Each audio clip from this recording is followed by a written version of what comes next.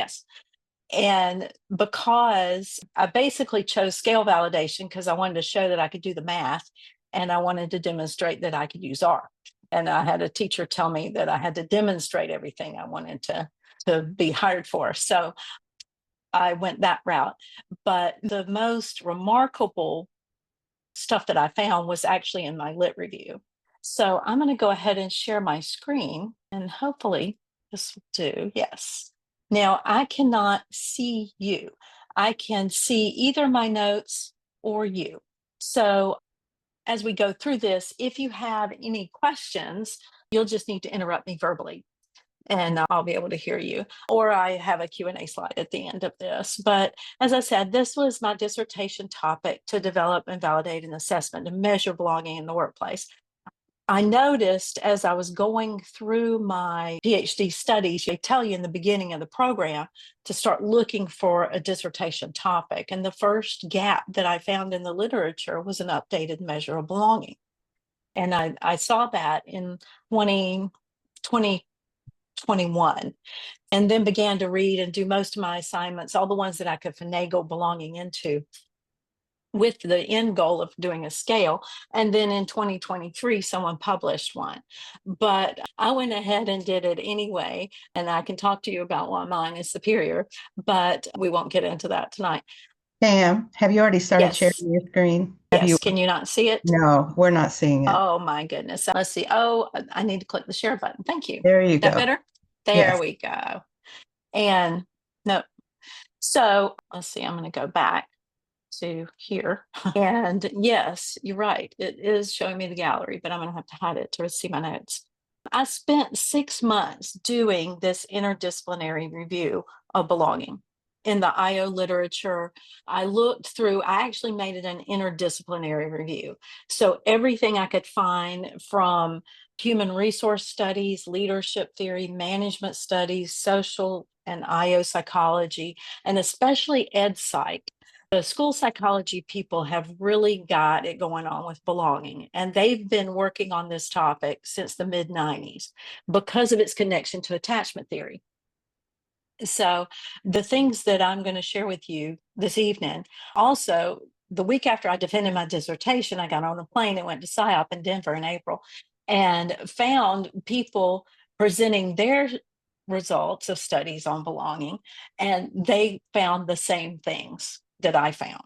So that was a tremendous relief because as a student, you always wonder, is this really a thing? Very But validating. I'm sorry. That was very validating, I'm sure. Oh, a big relief. But by the end of this session, you'll be able to define belonging and its impact on engagement and performance, identify the 5 components of team belonging that I found in the literature, assess areas of strength and gaps in yours and your team's belonging practices, because we all influence the belonging on our teams. Not just, this isn't just something that we can say, oh, that manager needs to work on belonging in the team. It's up to all of us. And to develop strategies to enhance workplace belonging. So we see the word belonging everywhere in our culture right now. It resonates with people because this is because the impact it has on us, either positively or negatively. And I know they say that if you only have a hammer, every problem looks like a nail. And I know I'm the belonging lady, but I'm telling you, belonging is not just a hammer. Belonging is a Leatherman tool. Or if you were from the UK, I'd say it was a sonic screwdriver, if you're a Doctor Who fan. One of the most dramatic examples of this is kids that are seen as school shooter risks.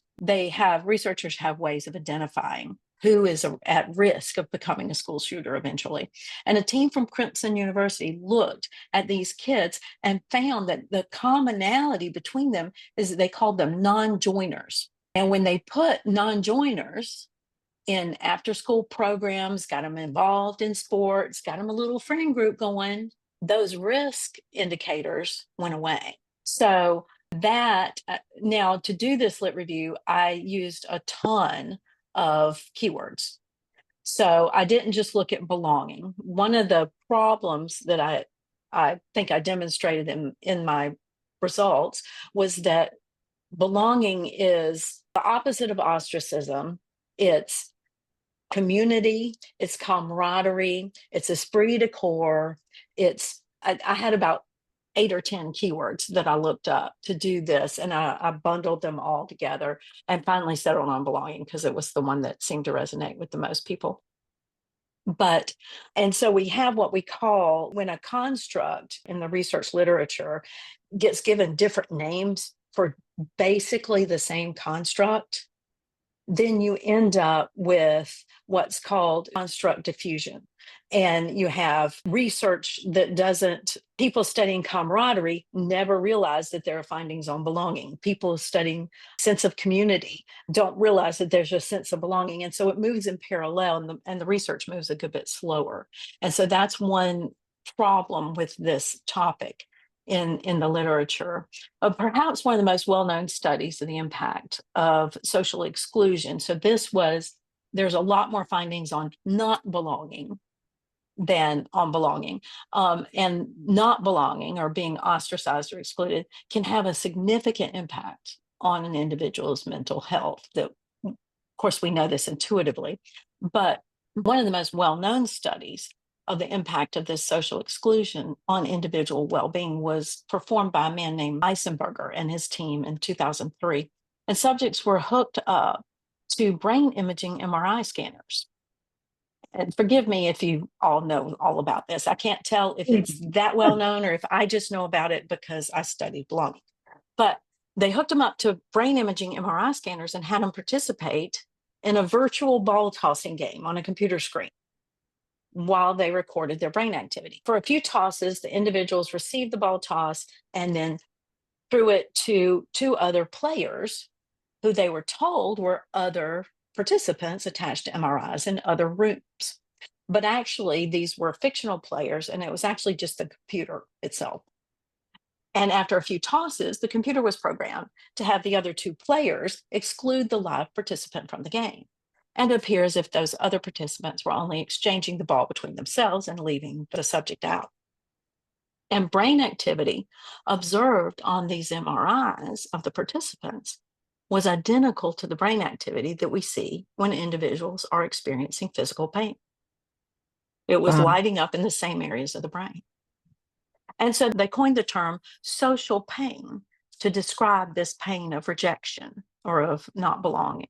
In organizations with a strong culture of belonging, employees are healthier physically and mentally, and so they take less sick leave, you have less presenteeism, you have less absenteeism. Their job satisfaction and their engagement increase. You all know what employee engagement is. It's an employee that's not just a clock puncher. They're passionate about their job. They're willing to go the extra mile to deliver. And performance and productivity increase, as does self-efficacy, and turnover and intention to leave your job decreases. Now, we know that's a good business case for why we need a culture of belonging. It moves the needle on a lot of things. But let's talk about how we get one. And I came up with, when I read through all these articles, I basically put every single finding on a line in an Excel file, and then I coded them just like you would code qualitative responses to a survey, and categorized them. And I found 5 essentials for workplace belonging: being accepted and liked, feeling known and understood, identifying with the purpose and the status of the group, being respected and having a voice, having a sense of safety and trust in the organization and in the colleagues. So let's look at what each one of these mean. Accepted and liked means having a sense of being accepted and welcomed by the group, enjoying the company of the other group members. So not only does one feel like they're accepted and liked, but they also like the other members of the group, and sharing feelings of connection with them. And this includes having opportunities to spend time together. So if there is no time allotted for the group to spend as a group, then this sense of belonging can't grow. And it includes not experiencing exclusion, rejection, or ostracism as a group member. Now, I think return to office measures are trying to get at having these opportunities to spend time together. And actually, we do see that performance goes up in remote work, but well-being goes down. I would say that probably this is because of belonging, but I have not looked into it in the literature. It's hard to spend time together when all your interactions are scheduled Zoom calls and you log in 2 minutes prior and you get off right when it's time for your next meeting. I'm sure we've all experienced that, at least those of us that work remotely. The second essential for belonging is being known and understood. And group members feel known and understood when they can be authentic, when group members can be themselves and share personal stories, when they don't have to hide their identity to fit in. And applies especially to members from a different culture than the majority group, or who feel that revealing personal aspects about themselves would lead to rejection by the group. If the group was a group of PhDs and you were a first generation college student and they were all college professor kids or something like that, when they have a sense of being understood by group members and leaders, and when leaders are encouraging and authentic themselves, and when leaders show empathy towards workers' life situations. The classic example of this is when a single parent needs flexibility in a work schedule to pick up a sick child from school. And the manager says, oh, sure, go ahead, we'll cover for you, whatever. Those things all go into what I labeled known and understood. Purpose and status, a group member has a sense of purpose and status within the organization when they identify with the organization, when they see themselves as an insider rather than an outsider, when they take ownership of the group, when they say things like, on our team, we, or at my company, we do this or that or the other. They don't own the company. They're just identifying with the company so much that they call it their company. When an individual shares the goals of the group, not sharing as in telling people what your goals are. I'm talking about you have common goals. So I might need to change the wording on that. But when they have understanding and support for the leaders of the organization or the group, and when they have pride in group membership. One of the best examples of purpose and status that I've ever seen was I was doing some consulting at a large logistics organization. And this was a shipping company. And we went to Phoenix and Dallas in the summer. And these buildings were huge. They were sorting thousands of packages a day. And so there was really no way to cool that building down. It was 100 degrees in there all the time. And those employees had the most boring job on the face of the earth. They picked up a package, scanned it with their scanner, put it on the conveyor belt. Picked up a package, scanned it with their scanner, put it on the conveyor belt. Picked up a package, scanned it with their scanner, put it on the conveyor belt. You get the idea. Really repetitive, boring job. But that had people that were rocking engagement. They were excited about what they were doing. They were excited to see how fast they could do it. They had been doing it for 20 years or whatever. But they weren't picking up a package, scanning it, and putting it on the conveyor belt. They were getting granddad his heart meds in time. They were getting the Barbie dream house to the 5-year-old's birthday party in time, the one that the single mother had spent her life savings on. That birthday party was going to be ruined if she didn't get the dream house. You know, managers, and I realized that this had come from the company, these stories of what these packages looked like, because we were there to evaluate engagement in their daily stand-ups. And I heard these examples communicated by the managers at both locations. So they had put a narrative, a purpose behind this repetitive, redundant work. And it was really impressive. A team member feels respected and feels they have a voice when they have a sense of being respected by others, when they feel valued for their abilities and contributions, when they're affirmed, when the group as a whole shows respect for the individuals in the group. So when it's built into the culture of the group of respect, when they have opportunities to develop their potential, when there's a identifiable career path and access to leadership roles and career development as part of their benefits, when they have opportunity to speak into decisions that are made, when decision making is shared on the team, is a big predictor of belonging. And when they are heard when communicating recommendations or concerns. I think we've all taken employee surveys that aren't acted on. It's better to have no feedback mechanism than to have one and not act on the feedback you receive. I worked for a large organization for many years that every year took, actually it was every 2 years, took a company-wide survey and then reported that they were doing everything exactly right and they just needed to do more of it. And we didn't believe that for a minute.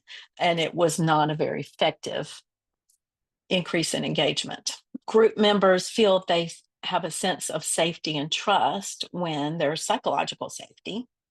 Now, I know that you all know what psychological safety is, but because we're recording this and we don't know what other people are going to be listening, I'm going to define it because I have heard very well educated IOs misunderstand this concept. Psychological safety is a term of art in management and psychology studies. A term of art means that it means more than just the words being safe psychological.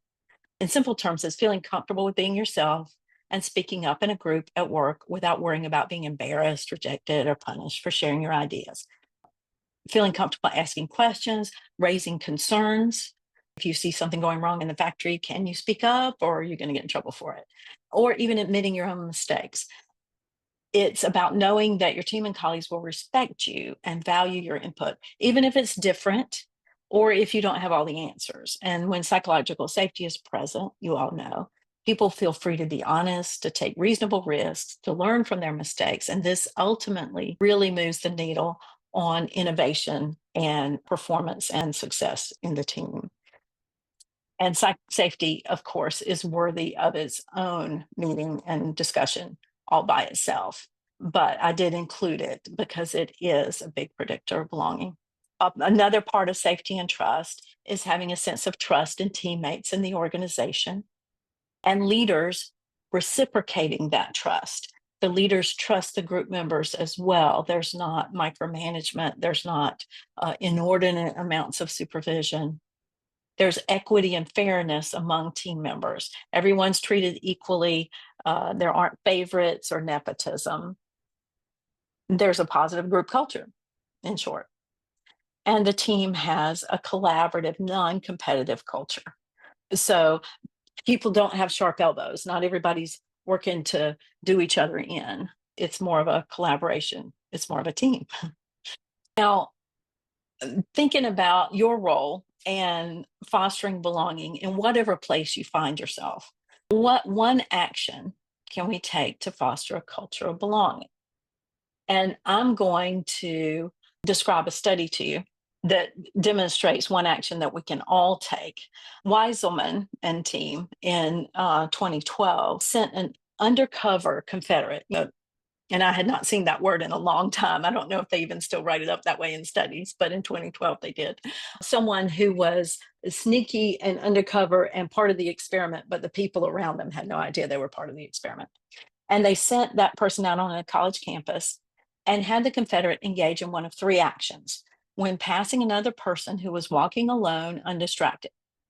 The Confederate either made eye contact with the person, made eye contact and smiled at the person, or focused on the same level as the person, but looked at something else, gazed past them. They were instructed to look at the other person's ear as if looking over their shoulder at something else. And they also included a control condition, of course, when there was no Confederate. And soon after the person passed the Confederate, an experimenter who did not realize the experimental condition, they were randomly assigned, approached the person and asked, within the last minute, how disconnected do you feel from others? And the researchers considered lower scores to indicate higher levels of connection. Now, I identified this as a measure of belonging. Eye contact, with or without a smile, resulted in self-reports of greater feelings of connection, significantly greater feelings than looking through and past the person or the absence of a Confederate. In fact, it was worse to be looked through, to have someone look at your ear, than it was to just be ignored entirely. And I'll show you, I'll go to the next slide real quick and show you that's what those results look like. So many of the people who were acknowledged did not notice that they had been acknowledged. And so those are the dark bars. But of those that were aware of acknowledgement, I don't know if you can see my mouse or not, but here is acknowledgement with a smile, and the feelings of disconnection were low. When they were acknowledged, only a little bit higher. But in the air gaze group, they were really disconnected, those folks. So even the smallest action of recognition can increase the recipient's sense of belonging in a place. And what is that smallest action? Just looking at someone and saying hi. So if you're ever in my neighborhood and I'm walking my dog, you're going to get greeted. And I get ghosted. A lot of people don't know that I've greeted them. But by golly, if you're in my neighborhood, you're going to feel like you belong there. When I'm at church, when I'm at PSYOP, if you pass me, and so many people at PSYOP have imposter syndrome. If you pass me and I'm not talking to somebody else, you're going to get greeted. Now, when I first gave a webinar for the pop-up site community, which is a little group that meets on Thursday nights online, right after I defended my dissertation, some of my relatives tuned in to figure out what in the world I've been doing. And I didn't really realize they were all on there. And so when I ended the PowerPoint and saw how many people were in the room and they were all last name Dunson, it was really kind of weird. But after my presentation, which is basically the same presentation I'm giving now, I got a long email from my father-in-law who had misunderstood the entire premise of my presentation, because I'm advocating for us all to go out and increase belonging in others, on our teams, in our organizations, and especially if you're in a leadership or management position. He took it to mean that we should all just make it a career goal to fit in wherever and just go along to get along in order to succeed in the business world. And I don't know how he got that idea, but some of you may have tuned in tonight asking how to increase your own sense of belonging wherever you find yourself. You may be saying, well, what if I'm the one who never belongs? And I'll let you in on a secret I found over many decades in many organizations and social settings. Now, I do not have empirical research on this. And if I become a researcher, I will research it. But I'll tell you my experience. I have horrible imposter syndrome wherever I go. I worked in conservative religious settings as a female for years and years and years. And so that messed with my head. I am female. I am overweight. I am a student, late career student, and an online student too. And I went to PSYOP in person for the first time in 2024. Now I went with the hope of coming back with a job, of course, because we all do, right? The first time. And my focus was totally on me and who I was going to meet and who I was going to interview with and who I was going to give my resume to and me. Well, this year, I defended my dissertation on belonging on Friday, and I went to PSYOP the following Tuesday. And so I went as the belonging lady, determined, having realized how many people there have imposter syndrome just from being in that room, determined to make everybody else feel a sense of belonging. And so if I was walking down the hall past somebody, they got spoke to. If I was in a session sitting next to somebody, they got to tell where they were from and where they were on their journey. And I encouraged them. And I had the best time. And I still didn't fit in. I'm still old. I'm still fat. I'm still female. I was technically, my PSYOP membership is still a student member, but I belonged. And I have found that to be the case as I reach out to others and attempt to put them at ease and affirm them and do these things that we've been talking about, give them a safe space, help them find their path. I've found a real strong sense of belonging in the spaces that I've been in. And so I give that to you. We've got space for Q&A, and I'm going to go ahead and show my last slide so that I can stop sharing and see your faces. Thoughts? So I just encourage you to unmute yourself and give your thoughts, questions. Cam, great presentation. Did a good job. I thought about your granddaughter being affirmed and heard and having a voice. Fits right in, doesn't it? This was awesome, Cam. Thank you so much for sharing all of your research. I'm curious if there was much research on how this might be different for someone who is neurodivergent versus neurotypicals in the workplace. I ran across, let me see, I've got my PowerPoint. Hold on, let me get out of PowerPoint. I've got my Excel file pulled up in case y'all asked me any questions about research. And there was one study I ran across that was talking about neurodivergence. Let me see if I can find it. I might not be able to. No, I can't find it in Excel. Maybe I can find it in my... While you're looking for that, I'd like to just make a comment. So I have a grandson who has autism, and he's a teenager. And what I've noticed is that he goes to a school for kids with special needs, and he's in a class with other students who have autism. And he's made great friendships there. And he loves school. He loves his before and after school program, which is with our club. And he is so happy and joyous and relaxed in that setting. But we also, of course, take him other places.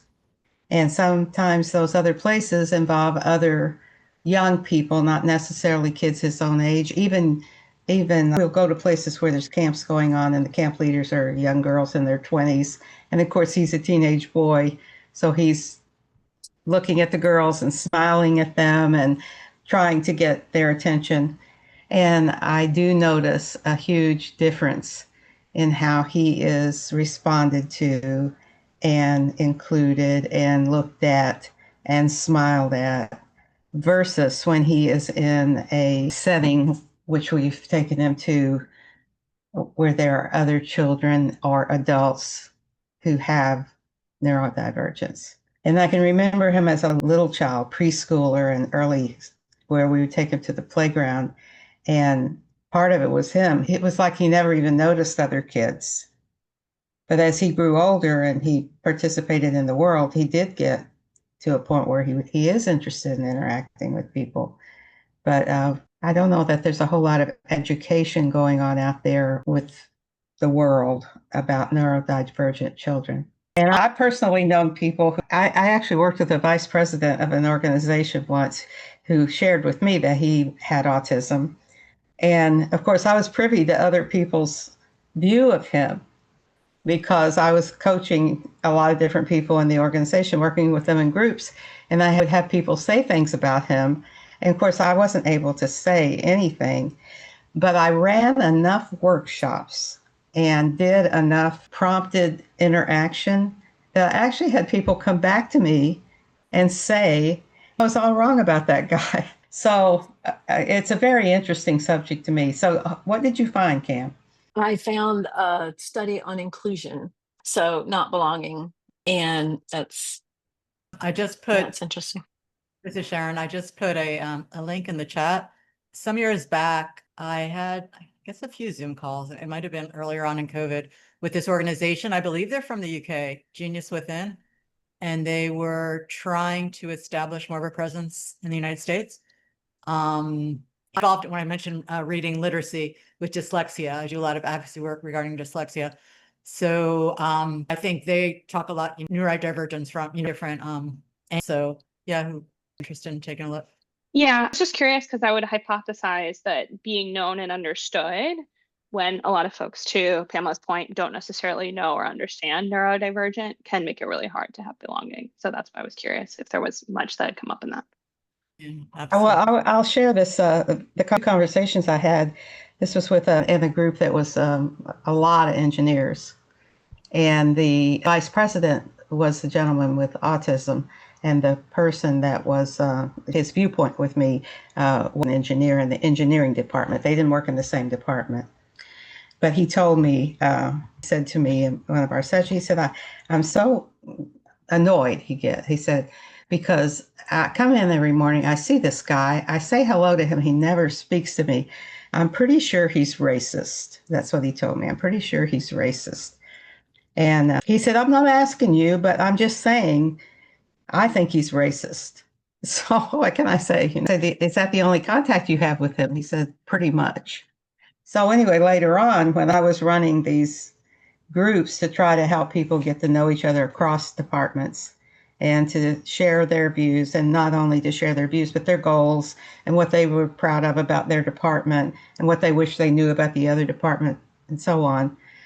He ended up, and I didn't make it happen, but he ended up sharing some space with this guy and asking him these questions and getting his answers and all that. And then he came to me later to tell me, nah, he's not racist at all. I don't know why he never speaks to anybody in the morning. Maybe he's just not a morning person. But it's interesting to me how we are always trying to ascribe purpose or meaning to other people's behavior. It's just so common. And if we're particularly sensitive about something, that often is the first thing we go to. Or if we're not comfortable with ourselves about something, or we're worried that we're being left out for some reason.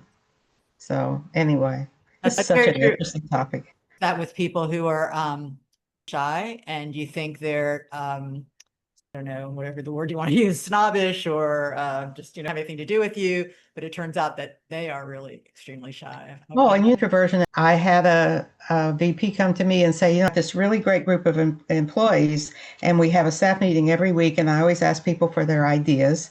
And she said, pitch us in except this one person. She called her by name, and she never joins in. So as I got to know everybody better, it kind of dawned on me one of the reasons is that she was an introvert in a group of extroverts. And I saw one time I got pretty close to everybody in the group, and I did sat in on staff meeting. So I did ask her one time, I said, I don't hardly see you ever joining in the conversation. She says, well, my gosh, by the time I figure out what I want to say, they've moved on to the next topic. Classic introvert. Thinking through what she wants to say and contribute before she opens her mouth, whereas everybody else is just throwing out their ideas as they come into their heads. And so I spoke with her about being an introvert, which she knew she was. And my recommendation to the VP was, instead of just throwing it out there and asking people to respond, why don't you go around and ask each person for their idea and tell them if they're not ready to speak, they can pass and you'll come back around. She told me later, she said, that was your solution to getting Janet to participate, right? I said, yeah, I just needed to change your behavior. Other questions, other comments, experiences you may have had? We've still got a little bit of time. It'd be interesting to know how COVID impacted your study. Whether the isolation that was generated by COVID contributed to a feeling of not belonging. Well, that and the move to remote work was one of the arguments that I used to be able to do a scale. The scales that had been developed, even though they were published in 2022, they had been validated in before the move to remote work and before COVID. When I came up with my items, none of them related to COVID or to remote work. So that argument didn't hold together. I had to take that out of the paper. I did a scale because I wanted to do a scale. I like math. I think it's possible to feel a great sense of belonging with a group, even if you're remotely and you've never met them. Oh, yeah. So I'm just going Lucy, you are muted. If you're talking to us, you're muted. I was just mentioning that I use AI a lot in my research and every day, and it's a friend. I learned to deal with it so much, and it's so quickly responsive. You actually interact with it as a human. So Yes, I call him Alfred. It'd be interesting to see how the integration of AI in our society helps alleviate that feeling of not belonging, because they're directing it towards seniors, towards society in general, to kind of that gap of people not having time, not being able to listen. It'll be interesting to watch this unfold, I think. Yeah, I was studying remotely and working remotely and spending a lot of time alone at home. And we've always named our first GPS on our car dashboard Alfred. So that's where the name came from. It came in very handy in client meetings because my CEO could say, Cam, why don't you ask Alfred about that? And I'd pull up and nobody knew, people that work for our company, what we were talking about, but just thought it was a coworker. But yeah, I think there's a lot of, for better or worse, that's going to be provided by AI in the future. Excellent career coach. Okay, I'm going to say goodnight to you all. I'm an old lady and I need my rest. So I'm going to call it a night. It was nice meeting you all. Hope see you again in our talk section. And I'm going to say goodbye. I just want to mention to Cam that there's some comments in the chat, if you can see it. Yeah. On at the bottom. Yeah. Sure. Thank you for putting that in there. I appreciate it. Kelsey, did I ask you to introduce yourself? Yeah. Just sitting here thinking, did I get everybody? Yeah. Thank you. The comment to PSYOP, feeling imposter syndrome at PSYOP, and you realize I volunteered as a Zoom facilitator for the virtual PSYOP a couple of years before I actually went in person. And so I knew of that dynamic because I would get on with these professors, tenured professors, and they had all this research and they were scared to death to present at PSYOP. And it's like, you've been doing this for 20 years and every year is PSYOP for 20 years. It really is a very prevalent. You do go to PSYOP, be nice to everybody there scared out of their wits. I might mention that FIOP is promoting a workshop being done by two people that I've been in a mastermind group with for 7 years, that they have put together a introductory workshop on imposter syndrome and positive intelligence. And it's advertised on the FIOP website if you haven't seen it. Know people who might be interested in it, feel free to share it. And then, on your LinkedIn or whatever. We're really trying to get more people involved with our organization. And this has been a nice turnout. I really do appreciate everybody coming tonight. And it just shows me that you have to find out for sure things people are interested in. Because sometimes we have things going on, and sometimes we have 10 people sign up and 2 show up. So it's been a challenge. Well, I appreciate all of y'all's attention and contributions and participation, engagement. Thank And you. I'm going to be reaching out to everybody, just asking you to write me a little on what you got out of it, because I'm going to do a little blurb on it on LinkedIn and also on our website, and encourage other people to join into our virtual presentations. And I are in discussion with the rest of the board coming up pretty soon about the possibility of using her instrument, FIOP, see how people are feeling about being members. I think we can do a better job of reaching out, but it encourages me a bit that you saw and took the time to not only sign up, but to show up. So thank you so much. And Cam, thank you. It was really interesting. Thank you. Y'all have a good night. Yeah. Thank you all.